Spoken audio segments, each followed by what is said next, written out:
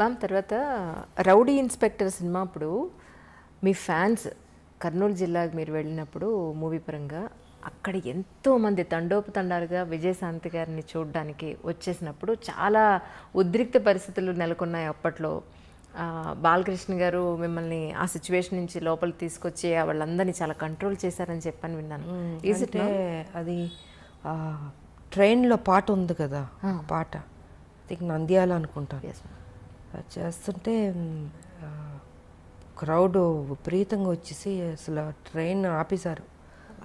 నాకు ఆ రోజు కొంత ఫీవర్ వచ్చిందంటే డేలో మొత్తం పాట చేస్తూ విపరీతమైన ఎండ, జ్వరం వచ్చి అయిపోయింది, పాట అయిపోయింది. మళ్ళీ హైదరాబాద్ షిఫ్ట్ అవుతుంది ఇక్కడ వేరే సాంగ్కి.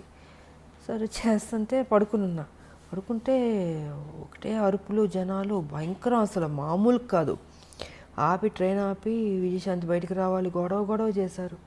ఇంకా అప్పుడు బాలకృష్ణ తను వెళ్ళి ట్రై చేసి చెప్తున్నాడు, అయినా కూడా లేదు, రావాలంటే నిద్రపోతున్నాను నేను.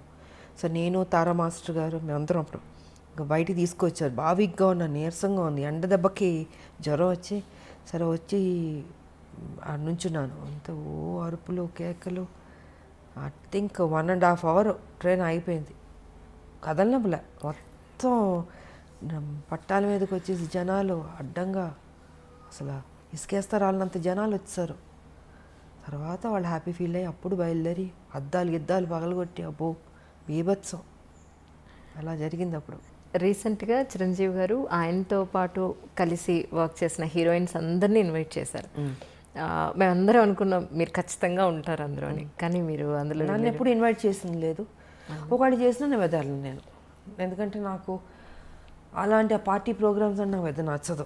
నేను ఫస్ట్ నుంచి షూటింగు నా ఇల్లు సినిమాలు చేసేటప్పుడు. సో పాలిటిక్స్ అంటారా, పాలిటిక్స్ అంటే ఉద్యమాలు నా ఇల్లు. నా ఫంక్షన్కే నేను నేను వెళ్ళడం, నా 100 days ఫంక్షన్ కంటే తప్పదంటే వెళ్తాను.